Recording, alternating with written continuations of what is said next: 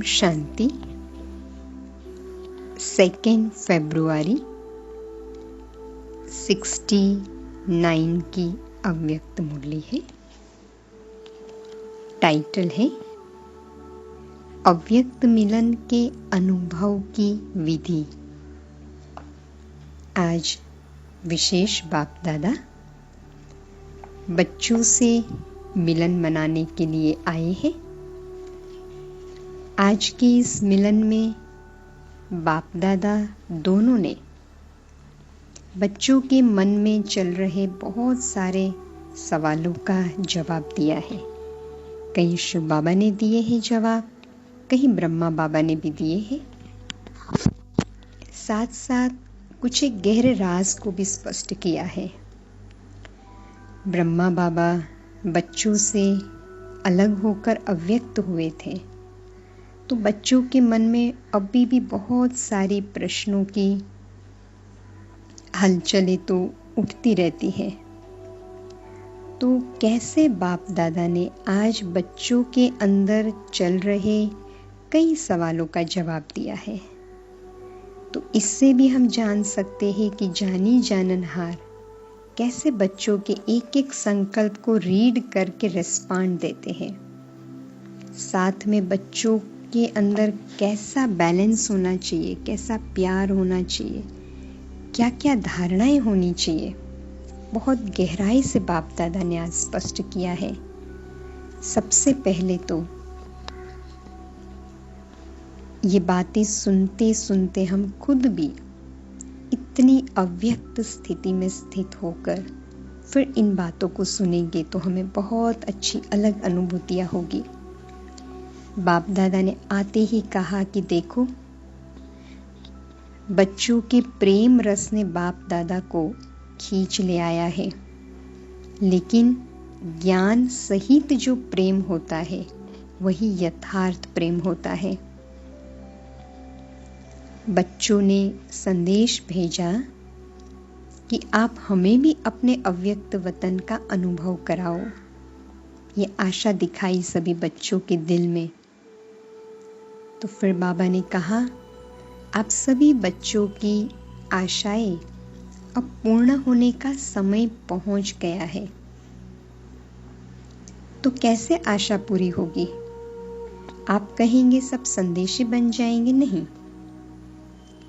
अव्यक्त वतन का अनुभव भी बच्चे करेंगे, लेकिन दिव्य बुद्धि के आधार पर। जो अब अलौकिक अनुभव कर सकते हो, वह दिव्य दृष्टि द्वारा करने से भी बहुत अलौकिक, लाभदायक और अनोखा होगा। इसलिए जो भी बच्चे चाहते हैं कि अव्यक्त बाप से मुलाकात करें, वे कर सकते हैं। कैसे कर सकते हैं? इसका तरीका सिर्फ यही है।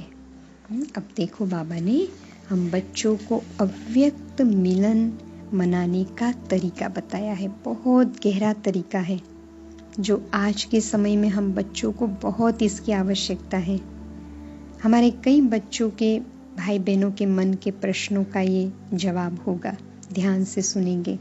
बाबा ने कहा, अमृत वेले याद में बैठो और यही संकल्प रखो कि अब हम अव्यक्त बाप दादा से मुलाकात करें। जैसे साकार में मिलने का समय मालूम होता था तो नींद भी नहीं आती थी, और समय के पहले से ही बुद्धि द्वारा इसी अनुभव में रहते थे ना।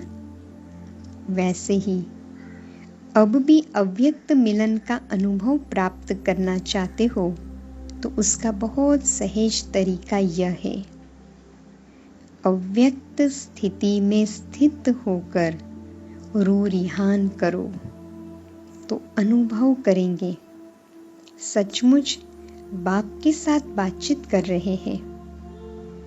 और इसी रू रिहान में जैसे संदेशियों को कई दृश्य दिखाते हैं, वैसे ही हूबहू गुह्य गोपनीय रहस्य बुद्धि योग से अनुभव करेंगे। बाबा ने कहा, बहुत गुह्य और गोपनीय रहस्य बुद्धि योग से अनुभव करेंगे। लेकिन एक बात का यह अनुभव करने के लिए आवश्यक है।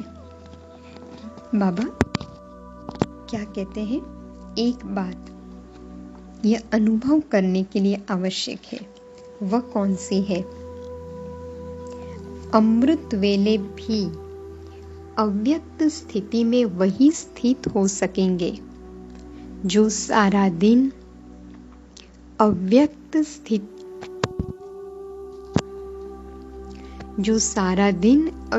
स्थिति में और अंतर्मुख स्थिति में स्थित होंगे।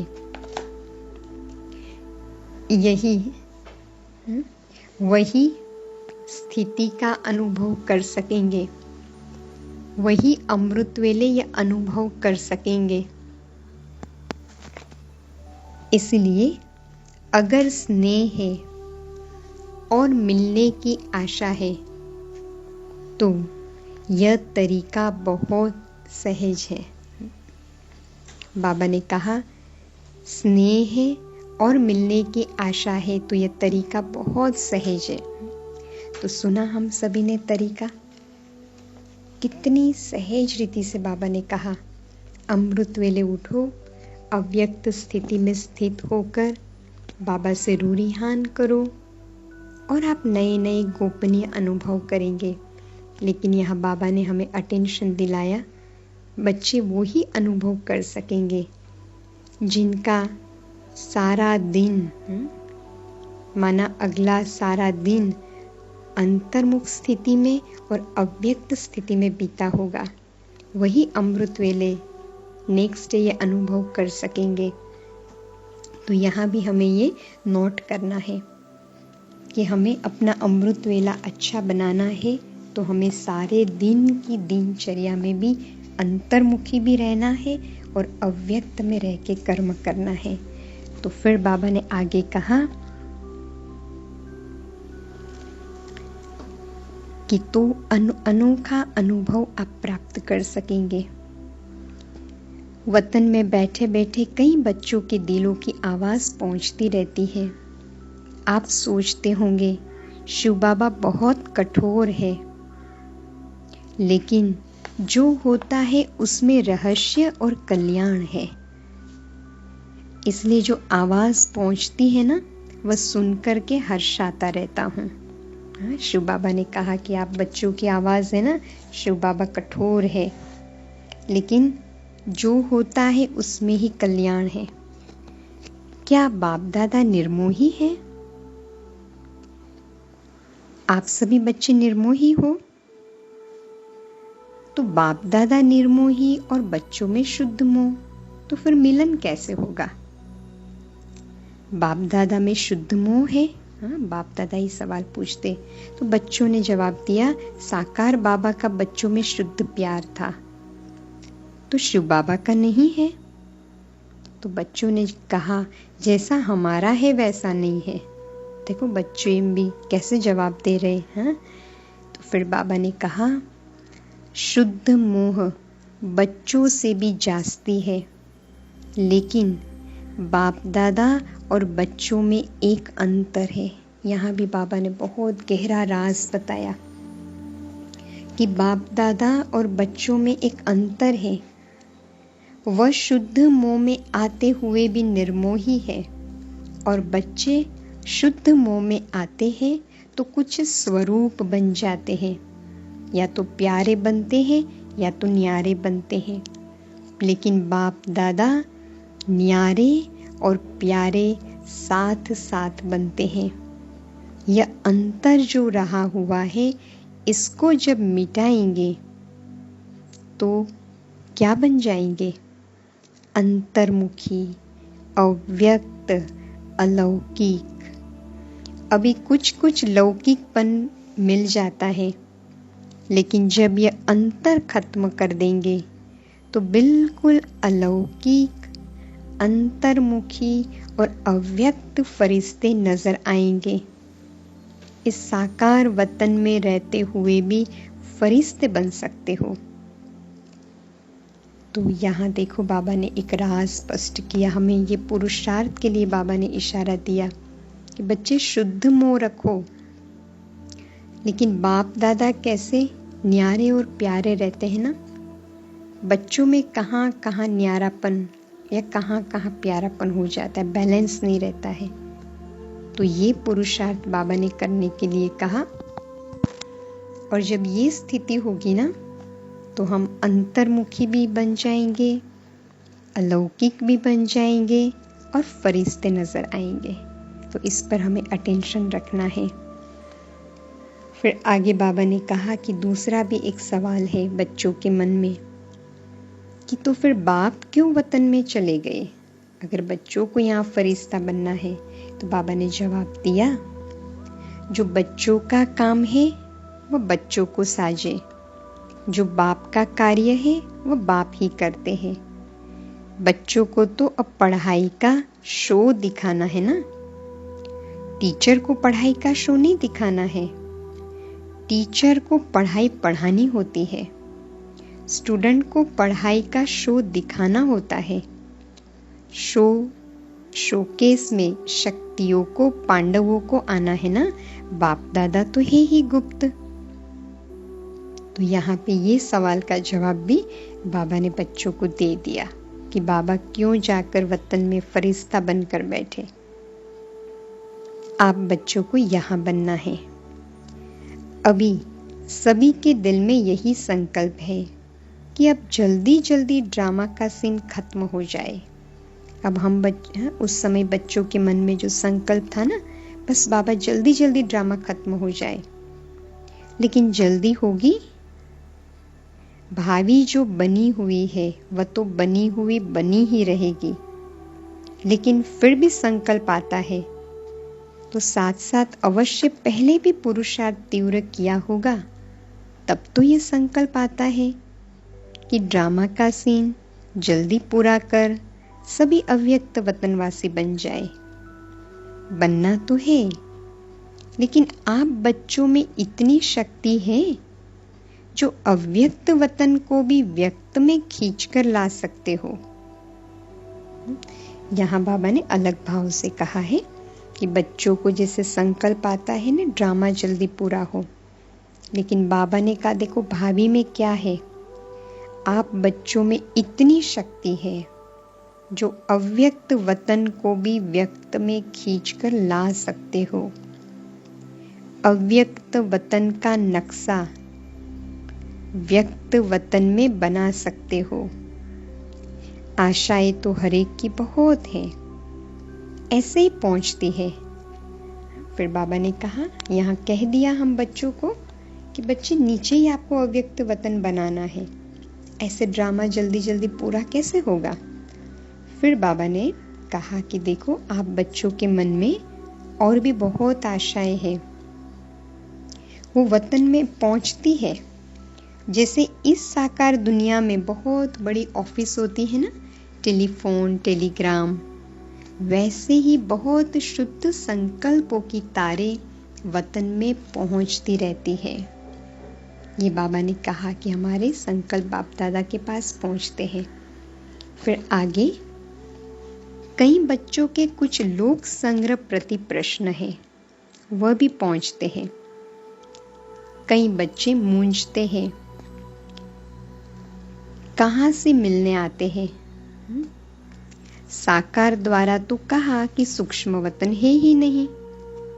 जब बाबा साकार में थे ना, तो बच्चे बहुत वतन में चले जाते थे ना, खेल पाल होती थी, तो इसलिए साकार बाबा तब कहा करते थे कि बच्चे सूक्ष्म वतन है ही नहीं। तो अब बच्चों के मन में ये सवाल आता है कि साकार में तो कहा था सूक्ष्म वतन है ही नहीं, तो फिर बाबा कहाँ गए, कहाँ से मिलने आते हैं, कहाँ ये संदेश भेजते, क्यों भोग लगाते हैं, इसका भी राज है। अब हाँ देखो बाबा समझा रहे, बच्चे ऐसा क्यों कहते थे, बाबा क्यों कहा गया था। इसका मूल कारण ये है कि जैसे आप लोगों ने देखा होगा कि कभी कभी छोटे बच्चे जब कोई चीज के पीछे लग जाते हैं ना, तो वह चीज भले अच्छी भी होती है, लेकिन हद से ज़्यादा उस अच्छी चीज़ के पीछे पड़ जाते हैं तो बच्चों से क्या किया जाता है? वह चीज़ उनकी आंखों से छिपाकर यहाँ वहाँ कर दी जाती है। इसलिए कहा जाता है कि इसकी जो एक्स्ट्रा लगन लग गई है, इसलिए कहा जाता था साकार में कि एक्स्ट्रा लगन जो लग गई है वह कुछ ठीक हो जाए। इसी रीति से वर्तमान समय कई बच्चे इन बातों में बहुत चटक गए थे, तो उनको छुड़ाने के लिए साकार में ऐसे कहते थे यह सूक्ष्म वतन है ही नहीं। तो यह भी बच्चों की इस बात से बुद्धि हटाने के लिए कहा गया था। बाबा ने स्पष्ट किया, इसका भाव यह नहीं है कि अगर बच्चों से चीज छिपाई जाती है तो वह चीज कोई खत्म हो जाती है। नहीं, यह एक युक्ति है चटकी हुई चीज से छुड़ाने की। तो यह भी युक्ति थी। अगर सूक्ष्म वतन नहीं तो भूख कहाँ लगाते हो? कोई भी ऐसा कार्य होता है तो खुद भी संदेश क्यों पूछवाते हैं? तो ऐसे नहीं कि सूक्ष्म वतन नहीं है, सूक्ष्म वतन है। तो बच्चों के मन के सवाल का जवाब बाबा ने दे दिया, सूक्ष्म वतन है। देखो बच्चों के मन में कैसे कैसे सवाल उठते थे साकार में जो बाबा कहते थे ना। अब बाबा के अव्यक्त हो जाने के बाद भी बच्चे सोचते, देखो ऐसा तो कहते थे तो फिर बाबा कहाँ गए? तो बाबा ने क्लियर कर दिया। तो सूक्ष्म वतन है, लेकिन अब सूक्ष्म वतन में आने जाने के बजाय स्वयं ही सूक्ष्म वतन वासी बनना है। लेकिन बाबा कहते बच्चे पहले जैसा ध्यान दीदार का पाठ नहीं करना है, लेकिन सूक्ष्म वतन वासी बनना है। बाप दादा की बच्चों के प्रति यही आशा है। आना जाना ज्यादा नहीं होना चाहिए। बाप बच्चों की कमाई देखना चाहते हैं, तो कमाई किस में है इसके लायक बनाते हैं। इसलिए यह सभी रहस्य बोलते रहे। अभी समझा कि क्यों कहा था और अब क्या है? सूक्ष्म वतन के अव्यक्त अनुभव को अनुभव करो। बाबा ने ये कहा, सूक्ष्म वतन के अव्यक्त अनुभव को अनुभव करो, सूक्ष्म स्थिति को अनुभव करो। आने जाने की आशा अल्पकाल की है। माना संदेशी बनकर ध्यान में जाने की जो आने जाने की आशा है ना, वो अल्पकाल की है। अल्पकाल के बजाय सदा अपने को सूक्ष्म वतन निवासी क्यों नहीं बनाते हो? और सूक्ष्म वतनवासी बनने से ही बहुत वंडरफुल अनुभव करेंगे।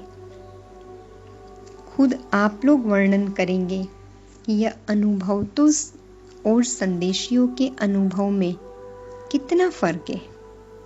वह कमाई नहीं, यह कमाई भी है और अनुभव भी है। तो एक ही समय दो प्राप्ति हो, ये अच्छा हो ना, अच्छा है ना, या एक ही चाहते हो? तो यहाँ बाबा ने स्पष्ट किया कि बच्चे संदेश के द्वारा ध्यान में जाना, वतन में जाना उनकी जरूरत नहीं है। अभी बुद्धि योग बल से सूक्ष्म वतन का अनुभव करो। फिर बाबा ने और आगे कहा, कई बच्चों के मन में यह भी प्रश्न है कि नामालूम जो बाप दादा कहते थे कि सभी को साथ में ले जाएंगे, अब वह तो चले गए, लेकिन वह चले गए हैं, मुक्ति धाम में जा नहीं सकते। देखो बच्चों के मन में प्रश्न था ना, बाबा तो चले गए, हम रह गए। तो बाबा कहते सिवाय बारात व बच्चों के, बारात के बगैर अकेले कैसे जा सकते? बारात तैयार है, यही सुना है ना अब तक कि बारात के साथ ही जाएंगे। जब बारात ही सज रही है तो अकेले कैसे जाएंगे? अभी तो सूक्ष्म वतन में ही अव्यक्त रूप से स्थापना का कार्य चलता रहेगा। ये बाबा ने तब क्लियर कर दिया। जब तक स्थापना का कार्य समाप्त नहीं हुआ है, तब तक बिना कार्य सफल किए हुए घर नहीं लौटेंगे, साथ ही चलेंगे और फिर चलने के बाद क्या करेंगे? साथ चलेंगे, साथ रहेंगे, साथ साथ सृष्टि पर आएंगे। आप बच्चों का जो गीत है ना, कभी भी हाथ और साथ न छूटे, तो बच्चों का भी वायदा है तो बाप का भी वायदा है। बाप अपने वायदे से बदल नहीं सकते। फिर बाबा ने कहा, और कोई प्रश्न है? फिर कहा, कईयों के मन में यह भी है ना, मालूम ना मालूम जन्म होगा क्या होगा। कई बच्चों के मन में सवाल था कि ब्रह्मा बाबा जन्म लेंगे या नहीं। देखो, ये राज भी बाबा ने स्पष्ट किया। तो जैसे आपकी मम्मा का जन्म हुआ वैसे होगा। फिर बाबा ने कहा, आप बच्चों का विवेक क्या कहता है? आप देख सकते हो ड्रामा की भावी को, त्रिकालदर्शी बाप के बच्चे हो ना। आपके मन के विवेक अनुसार क्या होना चाहिए? अव्यक्त स्थिति में स्थित होकर हाँ व ना कहो तो जवाब निकल आएगा। देखो, यहाँ भी बाबा हमें ये एक विधि बताते हैं। कोई भी बात आपको राइट सोचनी है ना, तो अव्यक्त स्थिति में स्थित होकर सोचो, तो बाबा ने कहा राइट जवाब आएगा। ये विधि हम अपने प्रैक्टिकल जीवन में यूज कर सकेंगे। इस रीति से बाप दादा ने 2-4 से पूछा, तो बहुत करके सभी का यही विचार था कि नहीं जन्म होगा। फिर बाबा ने कहा, आज ही उत्तर चाहते हो या बाद में? फिर कहा, देखो बाबा भी ये खेल रचता है। छोटे बच्चे जैसे तालाब में पत्थर मारकर लहरें उठाते हैं ना, ये खेल है। बाप भी तुम सभी के विचार सागर में प्रश्नों के पत्थर फेंक के बुद्धि रूपी सागर में लहर उत्पन्न कर रहे हैं। फिर बाबा ने कहा, जवाब दिया, अभी आप सबके साथ ही अव्यक्त रूप में स्थापना के कार्य में लगे रहेंगे। जब तक स्थापना का पार्ट है तब तक अव्यक्त रूप से आप सभी के साथ ही है। माना बाबा ने स्पष्ट किया कि बाबा अव्यक्त रूप में ही है, जन्म नहीं लेंगे। समझ गए? फिर बाबा ने और आगे कहा, वतन में मम्मा को इमर्ज किया था। पता है क्या बात चली? जैसे साकार रूप में साकार वतन में मम्मा बोलती थी, बाबा आप बैठे रहिए, हम सभी काम कर लेंगे। इस रीति से वतन में भी मम्मा ये कह रही थी, हम सभी कार्य स्थापना के जो करने हैं ना वह करेंगे। आप बच्चों के साथ ही बच्चों को बहलाते रहिए, है ना। तो मम्मा ब्रह्मा बाबा को वतन में कह रही थी, आप बहलाओ, हम कार्य करेंगे। वही वतन में रूरिहान चली। आप सभी के मन में होगा कि हमारी मम्मा कहाँ गई। अभी यह राज इस समय स्पष्ट करने का नहीं है। कुछ समय के बाद सुनाएंगे कि वह कहाँ और क्या कर रही है। स्थापना के कार्य में भी मददगार है, लेकिन भिन्न भिन्न नाम रूप से। तो बाबा ने यहाँ मम्मा के बारे में भी जिक्र किया। फिर आगे बाबा ने कहा कि आज तो है ना वतन में सवेरे से बहुत खुशबू आ रही थी, कैसे स्नेह से चीजें बना रहे हैं। फिर दादी जी से बाबा ने कहा, आपने देखा भंडारे में चक्कर लगाया? चीजों की खुशबू नहीं, स्नेह की खुशबू आ रही थी। यह स्नेह ही अविनाशी बनाता है। याद हरेक की पहुंचती है, उसका रेस्पॉन्ड लेने के लिए अवस्था चाहिए। यहाँ बाबा ने इशारा दिया, रेस्पॉन्ड फौरन मिलता है। जैसे साकार में बच्चे बाबा कहते थे तो बच्चों को रेस्पॉन्ड मिलता था ना, तो रेस्पॉन्ड अब भी फौरन मिलता है, लेकिन बीच में व्यक्त भाव को छोड़ना पड़ेगा, तब ही रेस्पॉन्ड को सुन सकेंगे। तो यहाँ पे एक गहरा राज बाबा ने स्पष्ट किया कि हम बाबा को जो भी स्नेह से बोलते हैं, याद करते हैं ना, बाबा उन बातों का तुरंत हमें रिटर्न में रिस्पॉन्ड देते हैं। लेकिन वो अनुभव करने के लिए हम बच्चों की वो अव्यक्त अवस्था चाहिए। जब स्थिति होगी तो हमें वो रिस्पॉन्ड मिलेगा। अब तो और ही ज़्यादा चारों ओर सर्विस का अनुभव कर रहे हो ना। अब अव्यक्त होने के कारण, फिर बाबा ने और एक राज यहाँ पे क्लियर किया है कि अव्यक्त होने के कारण एक और क्वालिटी बढ़ गई है। ब्रह्मा बाबा ने राज बताया। पता है, मालूम है? वह यह है कि पहले तो बाहरयामी था, अभी अंतर्यामी हो गया हूँ। ये ब्रह्मा बाबा ने बच्चों को कहा। साकार में था ना तो बाहरयामी, बाहर का ही जानता था, अभी मैं अंतर्यामी हो गया हूँ। अव्यक्त स्थिति में जानने की आवश्यकता नहीं रहती। स्वतः ही एक सेकंड में सभी का नक्शा देखने में आ रहा है। इसलिए कहते हैं पहले से एक और गुण बढ़ गया है। यहाँ बाबा ने राज स्पष्ट किया कि जब अव्यक्त स्थिति में होते हैं ना तो सब कुछ नक्शा दिखाई देता है, जानने की आवश्यकता नहीं रहती है। अव्यक्त स्थिति में तो खुशबू से ही पेट भर जाता है। तो ये अव्यक्त स्थिति की विशेषता बताई कि कैसे सब कुछ पता चल जाता है। फिर लास्ट में बाबा ने कहा कि एक मुख्य शिक्षा बच्चों के प्रति दे रहे हैं बाबा। सर्विस तो करनी ही है। बाबा ने कहा सभी बच्चों की बुद्धि में लक्ष्य तो है ही, लेकिन बीच में एक मुख्य विघ्न आएगा सर्विस में। पता है कौन सा? और ये विघ्न सर्विस में बाधा डाल सकता है।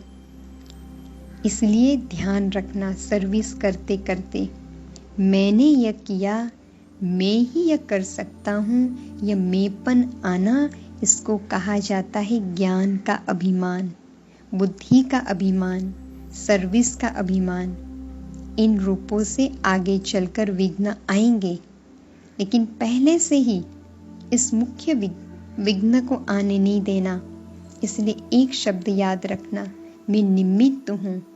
निमित्त बनने से निराकारी, निरअहंकारी, नम्रचित्त, निरसंकल्प अवस्था में रह सकेंगे। अगर मैंने किया ये आया तो पता है क्या होगा? अगर मैंने किया मैं में हुआ तो मगरूरी, मुरझाइश और मायूसी आ जाएगी। ये नई 3 बातें बाबा ने बताई। मगरूरी, मुरझाइश और मायूसी आएगी। चलते चलते जीते हुए मर जाते हैं। इसलिए मुख्य शिक्षा हमेशा साथ रखना, मैं निमित्त हूँ। निमित्त बनने से अहंकार नहीं होगा, मतभेद का चक्र भी नहीं आएगा, नहीं तो मतभेद में आ जाएंगे। और अनेक व्यर्थ चक्करों से बचने के लिए स्वदर्शन चक्र को याद करना। जैसे जैसे महारथी बनेंगे, माया भी महारथी रूप ले आएगी। साकार रूप में अंत तक कर्म करके दिखाया। कर्म करके क्या दिखाया? याद है ना? यही निरअहंकारी, निर्माण चित्त होकर एक दो में प्रेम प्यार से चलना है। तो बाबा ने इशारा दिया कि कैसे हमें मेपन को खत्म करना है, निमित्त समझकर चलना है। फिर बाबा ने कहा माताओं का भी संगठन बनाओ। फिर लास्ट में बाबा ने कहा बच्चे, स्नेह को देखते हैं तो ड्रामा याद आ जाता है। ड्रामा जब बीच में आता है तो साइलेंस हो जाते हैं। बाबा भी बच्चों को देखते हैं ना, अव्यक्त बाबा, तो बहुत स्नेह में आ जाता है। फिर ड्रामा याद आता है तो फिर साइलेंस हो जाते हैं। स्नेह में आए तो क्या हाल हो जाएगा? बाबा कहते अगर देखो स्नेह में आ जाएंगे तो क्या हाल हो जाएगा? नदी बन जाएंगे। लेकिन नहीं, ड्रामा, जो कर्म हम करेंगे वो फिर सभी करेंगे। इसलिए साइलेंस। अगर सभी साथ होते तो जो अंतिम कर्मातीत अवस्था का अनुभव था वह ड्रामा प्रमाण और होता, लेकिन था ही ऐसे, इसलिए थोड़े ही सामने थे। ब्रह्मा बाबा कह रहे देखो अंतिम समय, इसलिए ड्रामा अनुसार थोड़े ही बच्चे थे, सामने होते भी जैसे सामने नहीं थे। स्नेह तो वतन में भी है और रहेगा, अविनाशी है। लेकिन सुनाया ना कि स्नेह को ड्रामा साइलेंस में ले आता है और यही साइलेंस शक्ति को लाएगी। फिर वहाँ साकार में मिलन होगा। फिर ब्रह्मा बाबा कहते हैं अभी अव्यक्त रूप में मिलते हैं, फिर सतयुग में साकार रूप में मिलेंगे। वह सीन तो याद आती है ना, खेलेंगे, पाठशाला में जाएंगे और मिलेंगे। आप नूरे रतन सतयुग की सीनरी वतन में देखते रहते हो ना। जो बाप देखते हैं वह बच्चे भी देखते रहते हैं और देखते जाएंगे। फिर बाबा ने कहा अंत में अब ज्वाला रूप होना है। आपका ही ज्वाला रूप का यादगार है, पता है कौन सा? ज्वाला देवी। सभी शक्तियों को भी ज्वाला रूप देवी बनना है। ऐसी ज्वाला प्रज्वलित करनी है जिसमें कलयुग का संसार जलकर खत्म हो जाए।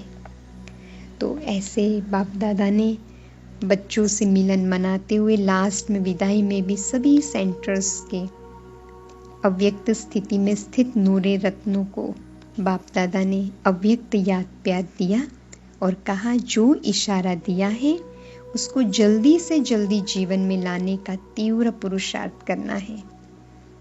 तो इस प्रकार बाप दादा ने हम बच्चों को आज की मुरली में तो बहुत गहरे राज स्पष्ट किए हैं, बहुत ज़्यादा भी धारणा की बातें भी बताई है। इसी गहरे राज को हम बार बार सुनेंगे और क्या क्या बाबा ने हम बच्चों के प्रति आस रखी है, कैसे अव्यक्त मिलन मनाना है। अभी इसी विधि को हम अपना कर हम अव्यक्त मिलन मनाने की तैयार पुरुषार्थ और ज़्यादा शुरू कर देंगे। और साथ साथ सेवा में कैसे निमित्त भाव रखना है, कैसे बाप दादा की आश को पूरा करना है, इसी पुरुषार्थ में हम सब लग जाएंगे। तो ये मुरली में बाबा ने बच्चों के कई सवालों का जवाब देते हुए कई गुह्य राज को स्पष्ट किए हैं। ओम शांति।